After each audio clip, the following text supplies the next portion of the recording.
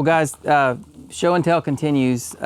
This here is one of my favorites, and a quick story, and this really illustrates a great plant to talk about that illustrates the difference between a landscape plant and a wildlife plant. Sawtooth oak, Quercus acutissima.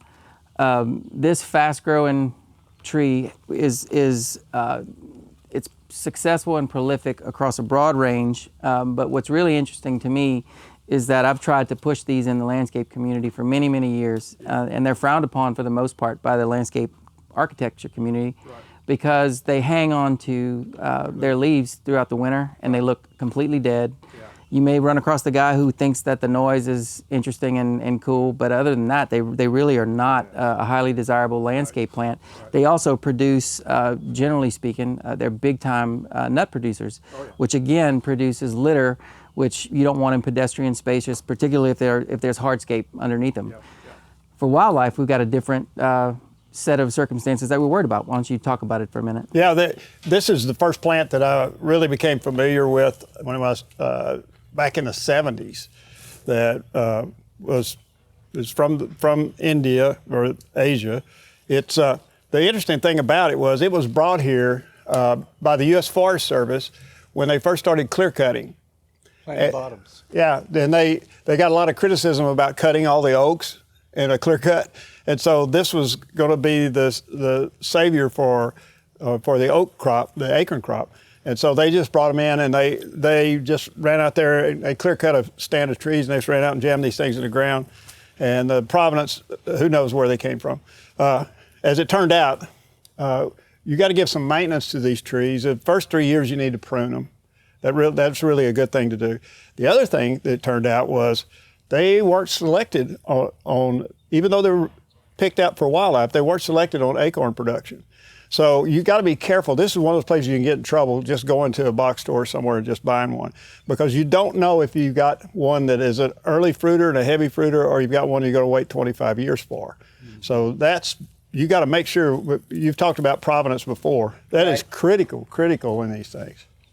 Dr. Creech, what's your experience in planting these we have in one different zones? Yeah, well, it'll go much farther north up into northern Arkansas. I know they're in Fayetteville. We have one we planted in '88, and it's this big around, and the term for holding that foliage is called marquescence. And basically it holds its foliage all the way through the winter. Just before new growth starts, it basically sheds the leaves. I never have thought of that as a negative characteristic, because it still provides you some shade. This is kind of an open crown tree, so there's quite a bit of light. It's a stately tree, it looks good, and it'll fool you in terms of its size. Yeah, so this is one that you'll see us promoting over and over and over again. It's gonna be a part of almost every deer orchard kit, regardless of USDA hardiness zones. So highly recommended, it's available now. Yeah, and just as an aside, a humorous point, is I did a special on this tree more than once for North American Whitetail Television. And I talked a lot about Sawtooth oak, and I got an email from a guy that wanted to know where he could get those razor oaks. So it's Sawtooth, not razor oak. Yeah, I wish I had them. I wish I had some of the acorns here with me right now, because they're really interesting. What's the term? What's the right term for the cap that they form that has the fibrous, almost mossy-like? Cusp. Okay. Yeah, well. Like we said before, this is a winner. You'll see it across our platforms, across our product catalogs. It's going to give you success. And let me jump in with one last thing.